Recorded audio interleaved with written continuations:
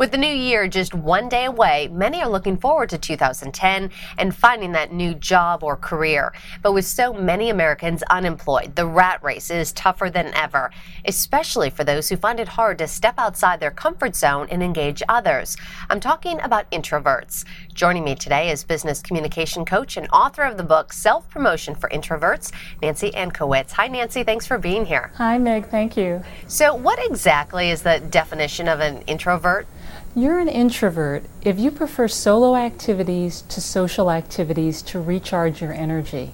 So you're probably going to do something more like reading than working the room at a cocktail party, which would be something that would recharge the energy of an extrovert. Okay, so in your book, Self-Promotion for Introverts, you have a series of tips to help them. First, you say, rest up, prepare, and practice. Walk us through this. Yes, well, we all need rest. We all need to get a certain amount of sleep. That's been proven by research.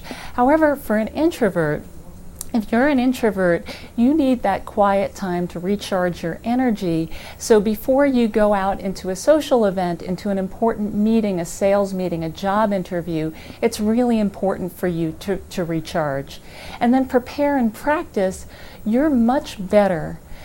So when you prepare in advance a few important talking points, a few questions, and you practice them, than just thinking as you speak, which is more for an extrovert. So if you're an introvert, you think before you speak. So preparing and practice are key. Okay, well that's not bad to think before you speak. So next up, target your message. What kind of message and who is your target? Well, your message depends on if you're in a sales meeting, in a negotiation, in an interview. So whatever your message is, you want to have that really, really clear and really certain before you go into any of those situations. As we mentioned, the competition is extremely tough right now. If you're looking for a new job or a new career, your third tip is to speak with confidence. But for someone who's afraid to put themselves out there, that has got to be tough. Any good tips on how to overcome that, to speak with confidence? Yes, and in fact, when I spoke with Warren Buffett, when I prepared for my book, one of the most important things he said was, learn to be a public speaker, and as early as you can in your career.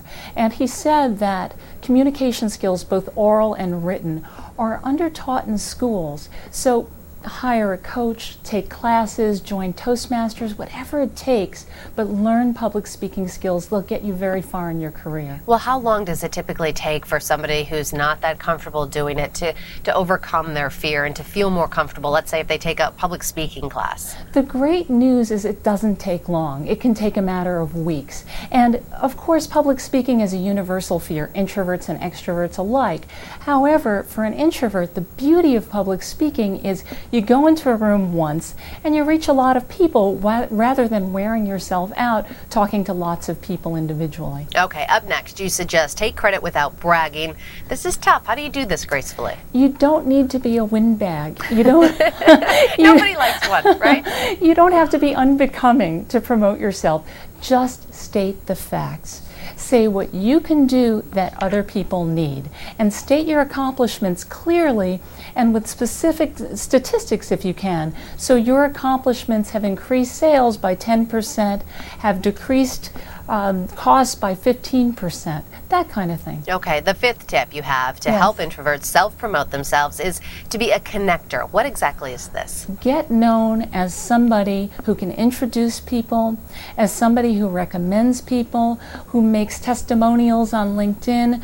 By seeing yourself as a helper rather than someone pushing, it's much more becoming. And also, when you need help, you'll have a ready supply of people in your network who are very willing to help you. Yes, and you need that network, especially now more than ever. Yes, definitely. Next, become a go-to expert. Break this one down for us. As an introvert, you're more likely to have a deep interest in one or two topics as opposed to an extrovert who knows a little about a lot of things.